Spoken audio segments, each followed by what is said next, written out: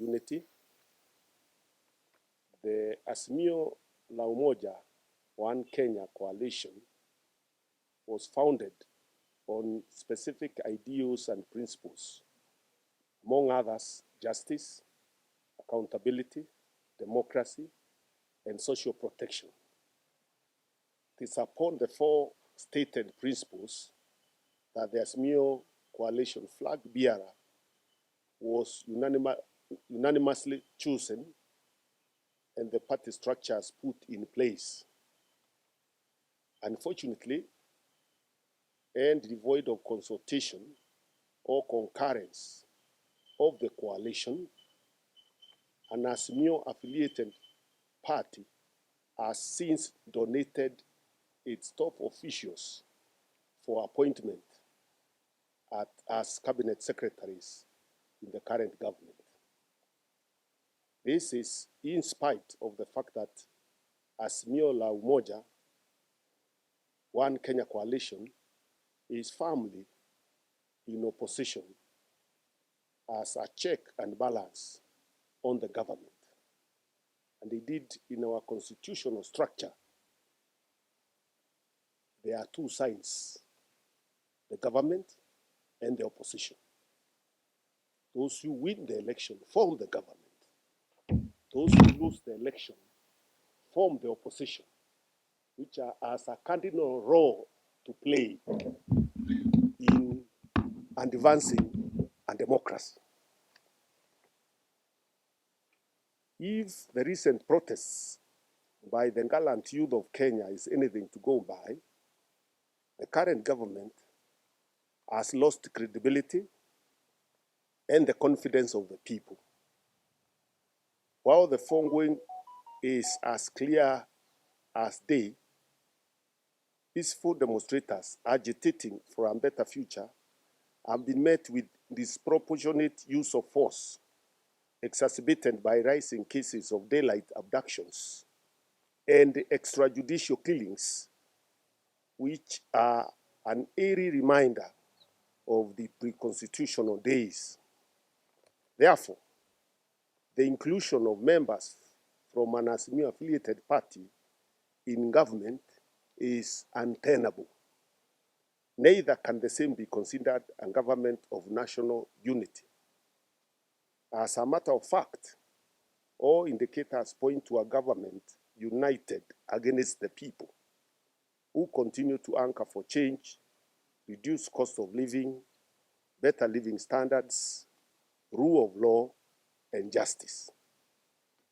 It is against this backdrop that we as PNU cannot, in good conscience, follow our brothers from a section of the Azimio coalition into the government. That would go against the party ideals upon which our party was founded. Our support for the ongoing protests, dubbed Gen Z protests, was never about and just for positions. Neither was it about sharing of power among a few of us.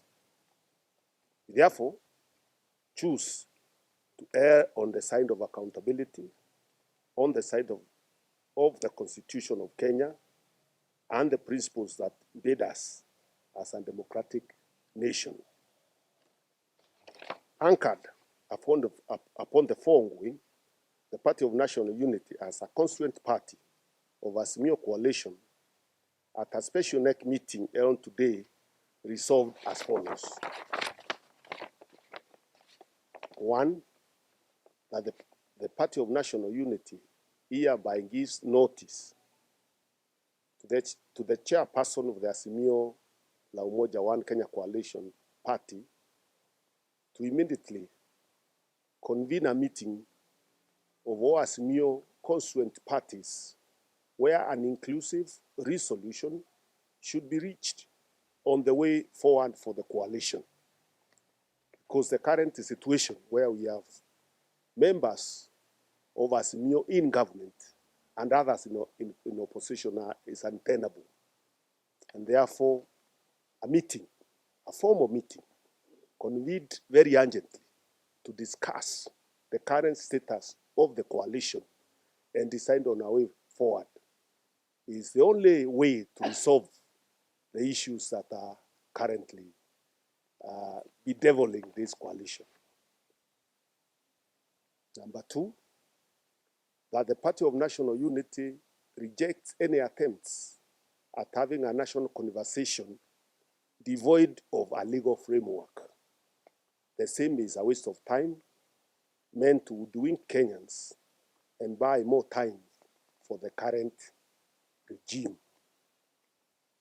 Number three, that the Party of National Unity stands for a strong and formidable opposition which is capable of checking government from without government and devoid of conflict of interest for the benefit of the people of Kenya.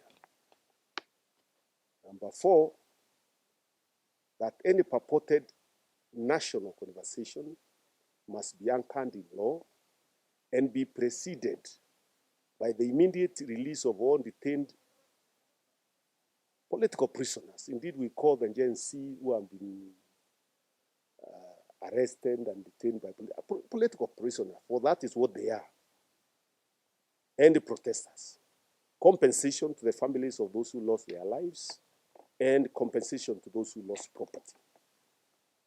Number five, that the PNU demands for justice for all those who were maimed and killed by the police while exercising their constitutional right to picket, demonstrate, and protest. Number six, that the constitutional rights are not negotiable, and all Kenyan citizens with the will to continue protesting should feel free to do so. In this regard, we fully support the Nane planned protests. And we warn the police and whoever else may want to cause mayhem to desist from doing so. We have not suspended the constitutionally guaranteed rights of our citizens.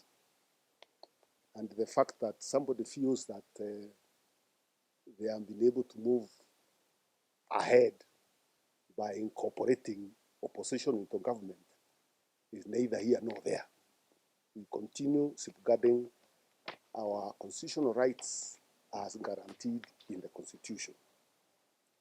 Number seven, that in the interim, the Party of National Unity shall continue to hold talks with like-minded political parties towards the restructuring of the Azimio coalition. We are saying the Azimio coalition as currently constituted is untenable, and therefore we are already in discussions with other party members, including Jubilee and DAP and others, to see how to change the trajectory of that coalition.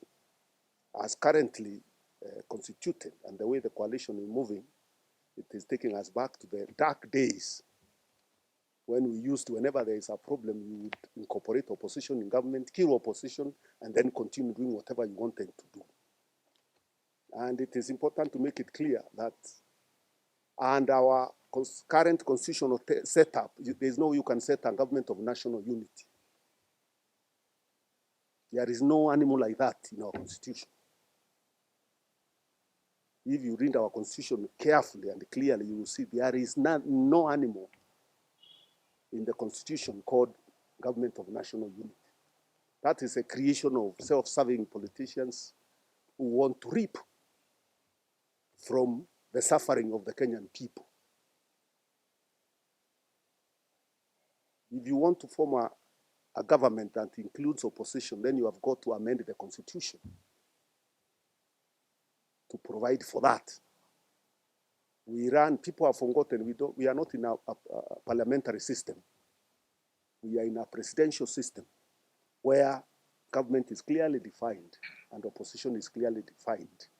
And the opposition seats are actually in parliament. That's where we have minority leader, deputy minority leader, whips.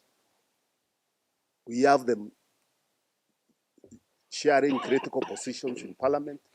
We don't have opposition in government. If you create an opposition in government, then you are going against the grain of our constitutional setup. You are creating a mumbo jumbo. That is not going to take us anywhere. And Kenyans are tired of this music,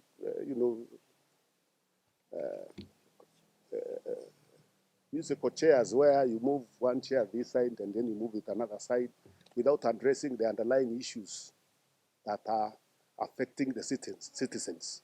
Our economy is in very bad shape. Companies are closing. Key gains that we have had for over the years are being watered down. Poor people can't take their children to school now. The insurance that people are relying on, even if it had some challenges, has been scrapped and something else created. We don't have medicine in our hospitals. Everything is crumbling. I don't think people went into the street to protest so that you can have an inclusion of a few people in government. That is why we are saying it is not a government of national unity. It's indeed a government united against the people. Tukifunga kwa Kiswahili tunasema fumbo mfumbie mjinga, mwerevu amekwisha jua